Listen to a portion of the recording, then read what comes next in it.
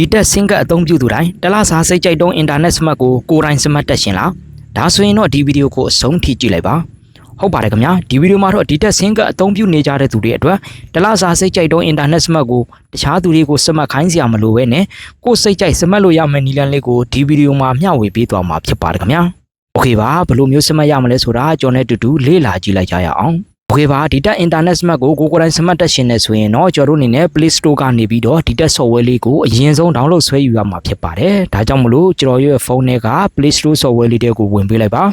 ပြီးပြီဆိုရင်တော့ကျွန်တော် search bar လေးမှာ DTAC ဆိုပြီးတော့ဒီထက် software ကိုကျွန်တော်တို့အနေနဲ့ install လေးလုပ်ပေးလိုက်ပေါ့နော်โอเคပါ install လေးပြီးအောင်ကျွန်တော်တို့ခဏလေးစောင့်လိုက်ပါโอเคပါ software လေး install တင်တာကျွန်တော်တို့100%ပြည့်သွားပြီဆိုရင်တော့ဒီညာဘက်ရှမ်းမှာရှိတဲ့ open ဆိုတာကိုနှိပ်ပေးလိုက်ပါခင်ဗျာโอเคပါဒါဆိုရင်တော့ကျွန်တော်တို့ဒီတက် software လေးတွေကိုဝင်သွားပြီပေါ့နော်โอเคပါ notification တွေကိုပို့စေချင်နေဆိုရင်တော့ဒီအပေါ်မှာရှိတဲ့ alarm ကိုနှိပ်ပေးလိုက်ပါပြီးရင်တော့ကျွန်တော်တို့ဘာသာစကားပြောင်းကျင်တာတွေပါတယ်ပေါ့နော်ဘာသာစကားပြောင်းကျင်နေဆိုရင်တော့ကျွန်တော်တို့ဒီညာဘက်အပေါ်ထောင်းမှာရှိတဲ့ကျွန်တော်တို့မြားလေးပေါ့နော်အောက်ကိုစိုက်ထားတဲ့မြားလေးကိုနှိပ်လိုက်ပါပြီးရင်တော့ကျွန်တော်တို့အနေနဲ့မြန်မာဘာသာရှိမယ်အင်္ဂလိပ်ဘာသာရှိမယ်ပေါ့နော်โอเคပါကျွန်တော်အနေနဲ့မြန်မာဘာသာကိုပြောင်းပြီးတော့လုပ်ပြပေးပါမယ်โอเคပါဒီညကိုရောက်ပြီဆိုရင်တော့ဒီအောက်ဆုံးမှာရှိတဲ့ကြော်မီဆိုတာလေးကိုနှိပ်လိုက်ပါဒါဆိုရင်တော့ကျွန်တော် software လေးတွေကိုတခါတည်းဝင်သွားမှာပဲဖြစ်ပါတယ်โอเคပါ software တွေကိုရောက်လို့ကျွန်တော်ဒီညကိုရောက်ပြီဆိုရင်တော့ကျွန်တော်ရဲ့ဖုန်းနံပါတ်နဲ့ login ဝင်ရမှာပဲဖြစ်ပါတယ် login ဝင်ခြင်းနဲ့ဆိုရင်တော့ဒီမှာရှိတဲ့ကျွန်တော်စာရိုက်တဲ့ခလုတ်လေးကိုနှိပ်လိုက်ပါပြီးပြီဆိုရင်တော့ကိုယ့်ရဲ့ဖုန်းနံပါတ်ကိုတေချာလေးမှန်မှန်ကန်ကန်ရိုက်ထည့်ပေးလိုက်ပါโอเคပါဖုန်းနံပါတ်လေးလည်းမှန်မှန်ကန်ကန်ရိုက်ထည့်ပြီးပြီဆိုရင်တော့ဒီမှာရှိတဲ့အောက်ကအပြာရောင်စာတန်း log in ဆိုတာကိုနှိပ်ပေးလိုက်ပါဒါဆိုရင်တော့ကျွန်တော်တို့ရဲ့ SIM ကတ်ထဲကိုကြာလာတဲ့ကုတ်ကလေးလေးလုံးကိုဒီညမှာထည့်ပေးရမှာပဲဖြစ်ပါတယ်โอเคပါကျွန်တော်ရဲ့ message ထဲမှာကြာလာပြီပေါ့နော်2521ပါတယ်2521ကိုရိုက်ထည့်လိုက်မယ်ဆိုရင်တော့ကျွန်တော်တို့ရဲ့ SIM ကတ်ကိုဒီညမှာတခါတည်း log in ဝင်သွားပြီပေါ့နော်โอเคပါဒီညမှာဆိုရင်တော့ကျွန်တော်တို့အနေနဲ့ကိုယ့်ရဲ့လက်ရှိ internet smart ကိုကြည့်ကျင်နေဆိုရင်တော့ဒီမှာရှိတဲ့ mobile အသုံးပြုမှုရဲ့ညာဘက်ရှမ်းမှာရှိတဲ့အပြာရောင်စာတန်းအချက်အလက်များကိုနှိပ်လိုက်ပါโอเคပါဒါဆိုရင်တော့ကျွန်တော်တို့အခုလက်ရှိသုံးနေတဲ့ internet smart ကိုဒီနေရာမှာတွေ့ရမှာပဲဖြစ်ပါတယ်အကန့်အသတ်မဲ့ internet ဆိုပြီးတော့မြန်နှုန်းမြင့်20 Mbps ဆိုပြီးတော့ကျွန်တော်တို့ပြထားပြီပေါ့နော်ဒါဆိုရင်တော့အခုလက်ရှိကိုသုံးနေတဲ့ internet ပေါ့နော် internet smart ပေါ့နော်ဒီမှာဆိုရင် package များထပ်ဆောင်ဆိုပြီးတော့ဒီအောက်မှာအကန့်အသတ်မဲ့ internet 20 Mbps ရက်30စာ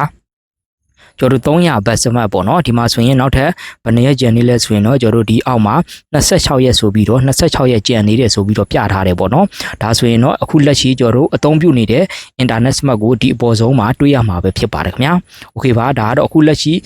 အခုအသုံးပြုနေတဲ့ internet smart ကိုကြည့်ကျင်နေဆိုရင်တော့ဒီအပေါ်မှာကြည့်လို့ရတယ်ပေါ့နော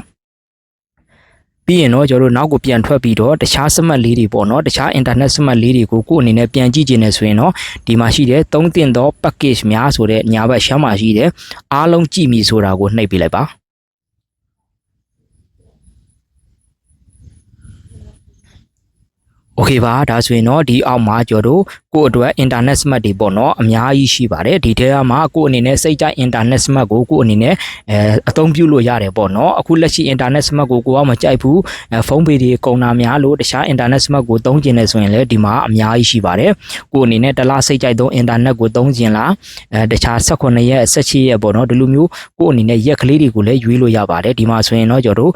အကန့်အသတ်မဲ့ internet 30 Mbpsကျွန်တော်တို့30ရက်ပေါ့နော်ခွန်မှာအပါပြီး350ဘတ်ဆိုပြီးတော့ပြထားတယ်ပေါ့နော်ဒီကောင်လေးကိုကိုယ်အနေနဲ့သုံးကျင်နေဆိုရင်တော့ဒီအောက်မှာရှိတဲ့အပြာရောင်စာတန်းယခုဝယ်ရန်ကိုနှိပ်ပြီးတော့ကိုယ်အနေနဲ့ဝယ်လို့ရတယ်ပေါ့နော်โอเคပါနောက်တစ်ခုဆိုရင်ဒီမှာအကန့်အသတ်မဲ့ internet 20အမြန်နှုန်းပေါ့နော်30ရက်ကိုမှ300ဘတ်ပါဒီကောင်လေးကိုသုံးကျင်နေဆိုရင်လည်းကျွန်တော်တို့ယခုဝယ်ရန်ကိုနှိပ်ပြီးတော့ကိုယ်အနေနဲ့ဝယ်ပြီးတော့သုံးလို့ရတယ်ပေါ့နော်ဒီမှာဆိုရင်တော့ကျွန်တော်တို့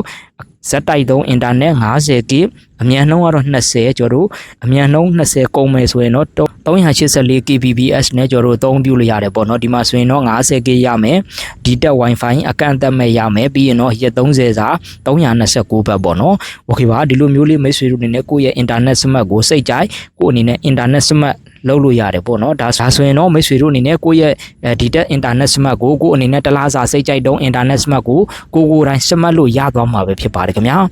โอเคပါအခုလိုမျိုးမျှဝေပေးခဲ့တဲ့အထဲမှာနားမလဲတာမရှင်းလင်းတာတွေရှိရင်လည်းကြောရဲ့ဒီဗီဒီယိုလေးရဲ့ comment box မှာဝင်ရောက်မေးမြန်းအကြံပြုနိုင်ပါတယ်ခင်ဗျာအခုလိုမျိုးနည်းပညာတိုးထွားဗီဒီယိုလေးတွေကိုဆက်ပြီးတော့လေ့လာခြင်းနဲ့ဆိုရင်တော့ကြောရဲ့ဒီ Facebook page TikTok account နဲ့ YouTube channel လေးကိုလည်း like subscribe နဲ့ follow လေးလုပ်ပေးထားကြဖို့လည်းအကြံပြုချင်ပါတယ်ခင်ဗျာအားလုံးပဲအဆင်ပြေကြပါစေခင်ဗျာ